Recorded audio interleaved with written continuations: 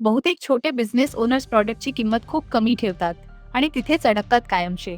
तुम्ही किंमत अंदाजाने ठरवत असाल तर रोज पैसे सोडून देतोय तुम्ही. खरी समस्या ही आहे, सुरुवात कुठून करायची माहीत नाही.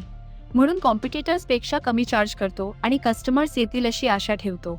ही स्ट्रॅटेजी नाही, हे सर्व्हायव्हल मोड आहे. योग्य अप्रोच म्हणजे 2 फेज प्राइसिंग.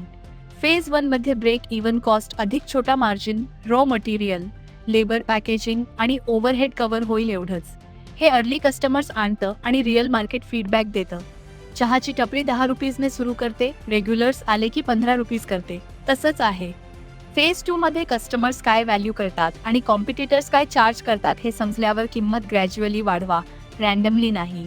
आता तुम्ही परसिव्हड व्हॅल्यूवर प्राइसिंग करतोय, फक्त कॉस्टवर नाही. खरा प्रॉफिट तिथेच असतो. आता एकच काम करा, एक सिंपल स्प्रेडशीट उघडा. एका युनिटमध्ये जाणारा प्रत्येक खर्च लिस्ट करा.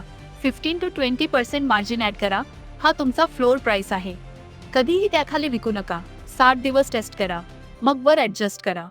तुम्ही काहीतरी खरं बांधलंय, त्याचा योग्य मोबदला मिळायला तुम्ही डिझर्व करता. फॉलो करा, सेव्ह करा आणि कमेंट्समध्ये तुमचा सर्वात मोठा प्राइसिंग चॅलेंज टाका.